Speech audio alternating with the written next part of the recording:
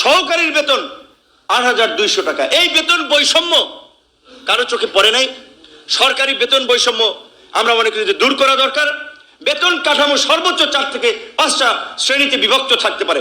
এত বৈষম্য এইটা সমর্থন করা যায় না। এই দেশের সরকারি চাকরির যে বেতন গ্রেড, প্রথম গ্রেড থেকে 20তম গ্রেডের তারতম্য এবং বৈষম্য যদি দেখেন, উঁচু তলার মানুষেরা কিভাবে বৈষম্য করে রেখেছে। 20তম গ্রেডের একজন মানুষ বেতন পায় ৮,২০০ টাকা।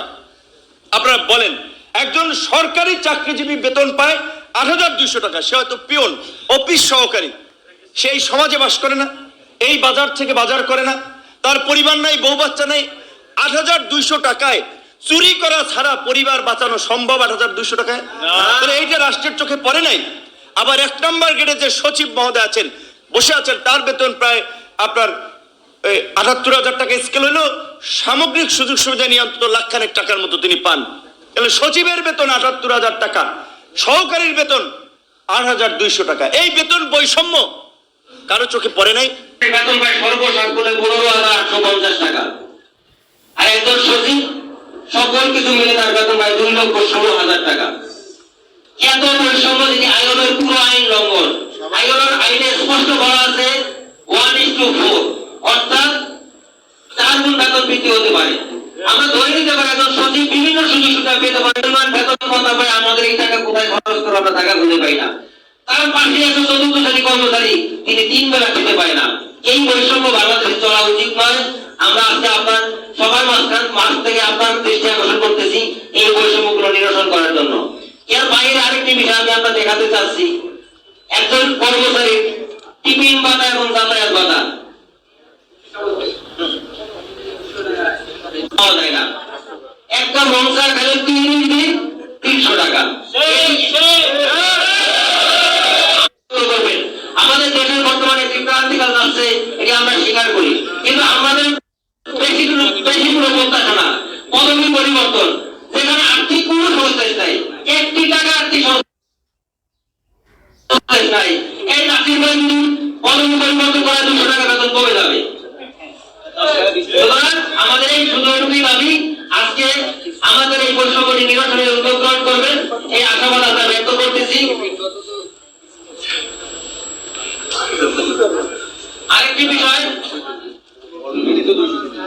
আরেকটি বিষয় হলো 2015 সালে যে পে স্কেল দিয়েছে, সেই পে স্কেলটি ছিল বৈষম্য করা। ইতিমধ্যে প্রায় 9 বছর চলছে পে স্কেলের। অনেকের বেতনের ধাপ শেষ প্রান্তে চলে গেছে, বাৎসরিক ইনক্রিমেন্ট বন্ধ। বেতন ভাতা দ্রুত বলে উচ্চকর্মী 8 গুণ বৃদ্ধি পাইছে। এ পর্যায়ে আমরা আমাদের আজকের প্রধান অতিথি, তার কাছে আপনাদের দাবি কি এটাই তো বোঝাবে? আপনারা একবারকে হাত তুলে বলেন যে আমাদের এই দাবিটি আমরা দাবি বাস্তবায়ন নিয়ে লক্ষ লক্ষ লোক নবায়ন করতে পারতাম। আমরা মনে করি বর্তমানে যে আমাদের সরকার আছে, আমরা তাদেরকে পর্যাপ্ত সুযোগ দিতে চাচ্ছি। দেশ সংস্কার দ্বারা ভূমিকা রাখুক। আমাদের বিশাল কোনো সমাবেশ করে আমরা পরিবেশ বিশৃঙ্খলা করবো না। আমরা গণকর্মচারী, আমরা সরকারকে সার্বিক সহযোগিতা করবো, কিন্তু আর শুধুমাত্র আমাদের এই সমস্যাটুকু নিরসনের উদ্যোগ গ্রহণ করবেন। কঠিন থেকে কঠিনতর করবো। আধা ঘন্টা 1 ঘন্টায় সচিবালয়ের কর্মচারী আলটিমেটাম দিয়েছে, তাদেরকে ডেকে বাধ্য হয়েছে প্রশাসন তাদের সাথে নেগোশিয়েট করতে। আর আমরা সচিবালয়ের বাইরে যারা আছি, লক্ষ লক্ষ কর্মচারী, তাদের কথাবার্তা শুনে আমাদেরকে হাসি ঠাট্টা করা হয়। পত্র পত্রিকায় দেখেছি অনেক সুশীল সমাজের এবং অর্থনীতিবিদরা সরকারি কর্মচারীদের দাবি দেওয়ার বিষয়ে নেগেটিভ মন্তব্য করেছেন। তাদের উদ্দেশ্যেই আমি একটু কথা বলার জন্য এখানে উপস্থিত হয়েছি। 20 কোটি জনগণের মধ্যে সরকারি কর্মচারী মাত্র 14 লক্ষ। সেখানে তাদেরকে মহার্ঘ ভাতা দিলে কিংবা বৈষম্যহীন একটি পে কমিশন দিলে মানে বাজার দর ঊর্ধ্বগতি হবে, সরকারের মূল্যস্ফীতি বেড়ে যাবে, এই সকল অনেক কথাবার্তা বিভিন্ন মিডিয়াতে আসছে।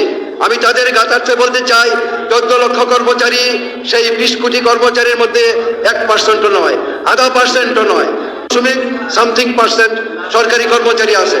তাদেরকে সুযোগ সুবিধা দিলে সরকারের বিভিন্ন ধরনের সমস্যা হবে, এই কথাগুলি ঠিক না। আমি একটা পরিসংখ্যান দিচ্ছি, এই দেশে প্রায় 2 কোটি লোক বিদেশে থাকে, তারা রেমিটেন্স যোদ্ধা, তারা বিভিন্ন দেশ থেকে যথেষ্ট টাকা পয়সা আমাদের পাঠায়। সেই পরিবারগুলি আজকের যে বাজার দর আছে সেখানে তারা বিভিন্নভাবে অনুপ্রবেশ করে এবং তারা এই আমাদের অর্থনৈতিক অবস্থানের একটা সূচকে অবস্থান করে। আমাদের সরকারি কর্মচারী যারা আছি তারা দিনান্তে পান্তা ফুরায়, সেই কথাটা সেই যে বিজ্ঞ অর্থনীতিবিদ তাদের কথাতে বলছি। পাশাপাশি আমাদের যারা সরকারি কর্মকর্তা আছেন তাদেরকে যেভাবে অতি সত্তর 3 দিনে 3টা প্রমোশন দিয়ে দিয়েছেন, অথচ আমাদের সরকারি কর্মচারী যারা তাদের পক্ষে বা তাদের জন্য কোনো কিছু করার জন্য মিটিং লাগে, 3টা কমিটি লাগে এবং সরকারি কর্মচারীদেরকে ফাইল ভোগা দেওয়ার জন্য যা যা দরকার তাই লাগে। সুতরাং সরকারি কর্মচারীদেরকে সবিনয় অনুরোধ করব, একটাই দাবি, এবং আমার তো মনে হয় সরকারি কর্মচারীদের অনেকের মধ্যে অলসতা আছে। আজকে তো এখানে অনেক লোকজন থাকা উচিত ছিল, ফেটে পড়া উচিত ছিল, খুবই ফেটে পড়া উচিত ছিল, অধিকারের জন্য ফেটে পড়া উচিত ছিল।